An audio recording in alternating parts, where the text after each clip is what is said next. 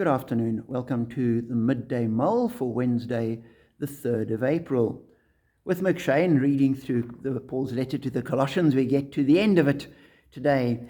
And in verse 2 of chapter 4, Paul writes, "Devote yourselves to prayer, being watchful and thankful. And pray for us too, that God may open a door for our message, so that we may proclaim the mystery of Christ, for which I am in chains.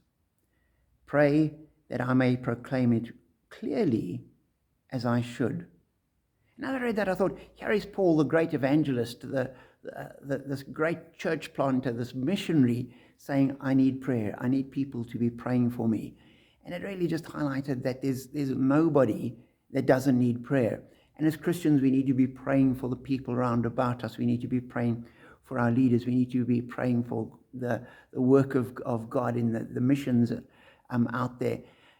And there's nobody in the church or in the faith that ever reaches a point where they can say, well, okay, I no longer need prayer.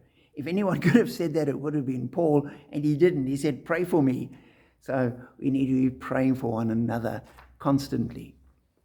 And then as a completely different thought, in verse 16, he says to the church in Colossae, after this letter has been read to you, see that it is also read in the church of the Laodiceans, and that you in turn read the letter from Laodicea.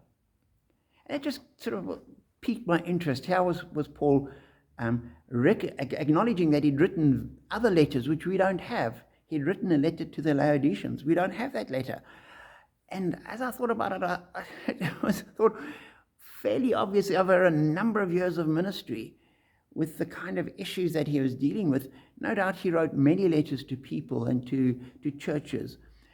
And by the providence of God, certain of them have survived so that we may have them, that we may have that information, so that the theology that is contained in them becomes part of the life of the church.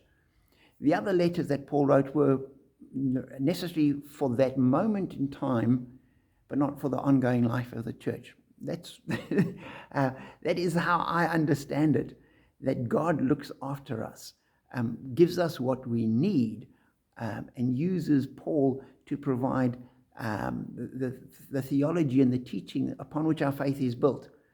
There were other things as well which were not critical, and therefore we've lost them. Just sort of an interesting thought around the scriptures and where we get them from. Be encouraged to read them, to appreciate them, and to let them guide you. Be blessed.